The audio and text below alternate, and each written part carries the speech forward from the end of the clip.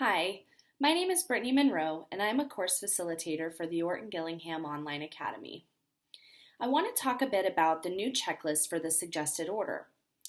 It looks like this, and it can be found in the Frequently Used Documents folder in the Introduction and Welcome section of the course. This is the suggested order to present phonemes, rules, and patterns to your students.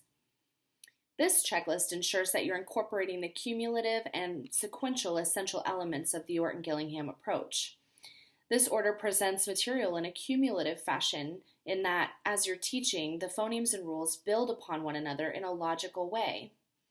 It's sequential in that it moves from simple concepts to more complex concepts.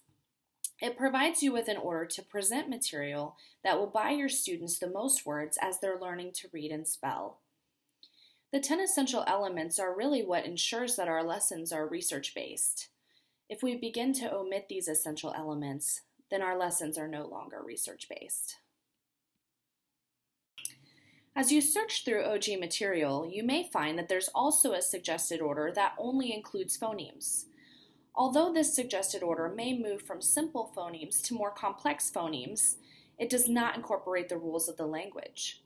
Rules, syllable patterns, and syllable division patterns cannot be forgotten as we're teaching our students the English language. The open and closed syllable patterns are at the top of column 3, right here, number 1. So after your students have mastered all of their single consonants and all of their short vowels, you will then teach the long vowel sounds and the open and closed syllable patterns. You'll teach your students that if a one-syllable word ends with a vowel, then that vowel is long, as in the words he or go. If a one-syllable word ends with a consonant, then the single vowel in the center will be short, as in the words hat or red.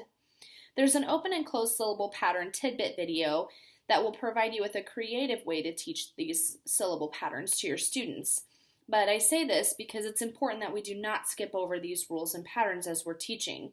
Your students will not know these rules unless you teach them. The floss rule is another rule that you'll be teaching pretty early on. As you can see, the floss rule is number 7 in column 3. So when you're ready to teach this rule, you'll teach your students that F, L, S, and Z are usually doubled at the end of a one-syllable word when following a short vowel, as in the words grass, sniff, bell, or buzz. Again, our students aren't going to know this rule unless we teach it to them. So as you look through this suggested order checklist, you'll see that as you progress through the columns, that the material you're presenting becomes more complex.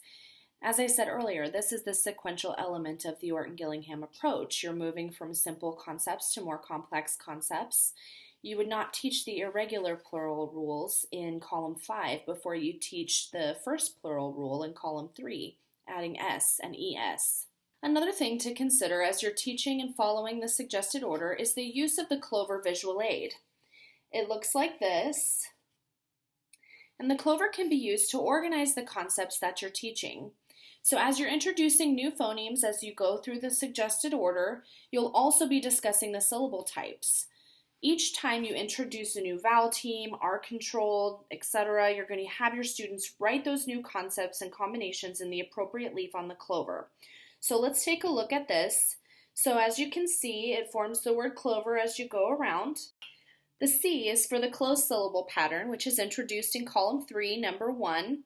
You can see I have a few word examples underneath. You can have your students place their keywords or any other words that are going to help them to remember the closed syllable pattern as you're teaching and as you're reviewing.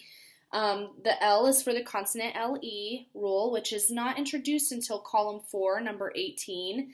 But again, I have some keywords or some word examples underneath. The O is introduced with the closed syllable pattern. It's the open syllable pattern in column 3, number 1. Again, there's a few word examples here to help them remember their open syllable pattern. The V is for vowel teams, and you're actually going to be introducing several vowel teams as you move through the suggested order, AY, EE, OY, and so on. So as you introduce your vowel teams, you're going to be having your students place their keywords for each vowel team in the V leaf on the Clover. The E is for the vowel consonant E, or magic E, silent E, however you refer to it. That's introduced in column 3, number 21. And again, you can have your students place keywords for each of those vowel consonant E combinations or any word examples that are going to help them to remember the vowel consonant E as you review and continue on. And the R is for R controlled vowels, O-R, A-R, E-R, EAR, and so on. So again, as you're teaching your R controlled vowels, you can have your students place their keywords for each of those R controlled vowels in the R leaf on the clover. And this is going to help your students to categorize the information that you're teaching. So I hope that you found this to be helpful, and I look forward to working with you as you move through the course.